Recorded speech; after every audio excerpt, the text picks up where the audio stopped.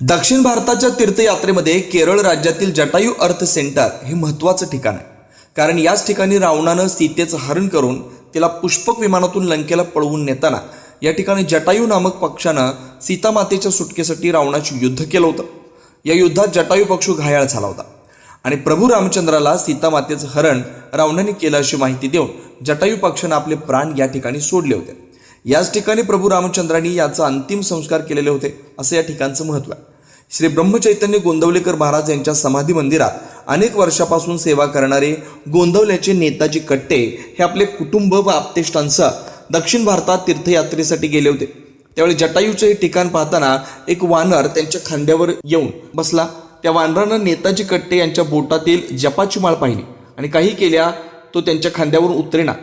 काही वेळानंतर त्या वानरानं कट्टे यांच्या बोटातील जपाच्या माळेचे दर्शन घेतलं व खांद्यावरून उतरला.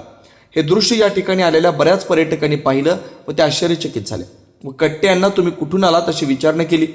प्रभू रामरायांच्या गोंदवली नगरीतून तीर्थयात्रेला गेलेल्या नेताजी कट्टे यांच्या हातातील जपाच्या माळेचं म्हणजेच प्रभू रामरायाचं व हनुमंतांचं परमभक्त असलेल्या श्री ब्रह्मचैतन्य गोंदवलेकर महाराज यांचंच दर्शन या वानरानं घेतलं असं म्हटलं तर वावगं ठरणार नाही.